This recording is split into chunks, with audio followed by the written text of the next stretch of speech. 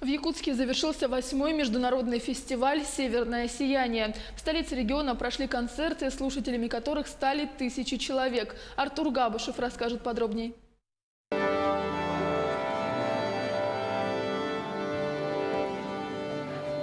Именно эти ноты дали начало торжественному завершению 8-го международного фестиваля «Северное сияние» в Якутске. За этот период, а это 12 концертов, к миру музыки прикоснулись свыше 3000 жителей и гостей столицы. Фестиваль стал уже доброй традицией филармонии Якутии, и мы стараемся насытить эту программу с разнообразной интересной программой, с участием музыкантов из ведущих театров Российской Федерации и зарубежных стран. В рамках фестиваля впервые в столице республики прозвучала знаменитая фантастическая симфония Берлиоза.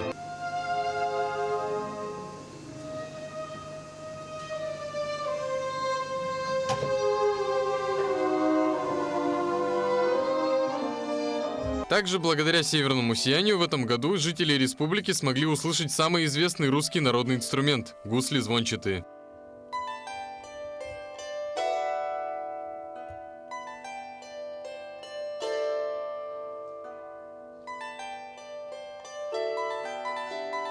Порадовал якутян и приезжий дудукист Эммануэл Оганесян. Это было необычное сочетание армянского дудука из абрикосового дерева и симфонического оркестра.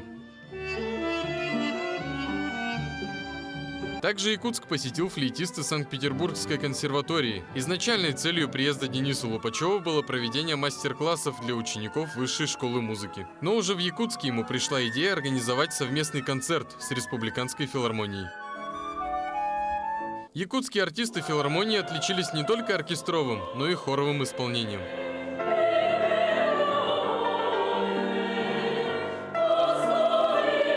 Именно так прошел 8-й международный арктический фестиваль «Северное сияние». Остались ли зрители довольными рядом таких мероприятий?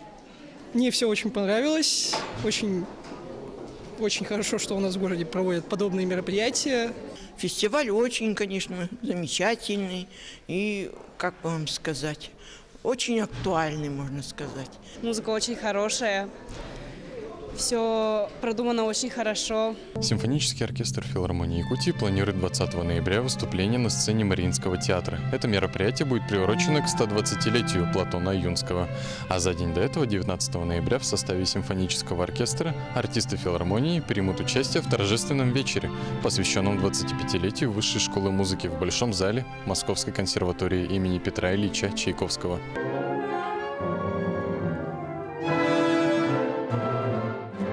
Артур Габышев, Георгий Григорьев, Якутск.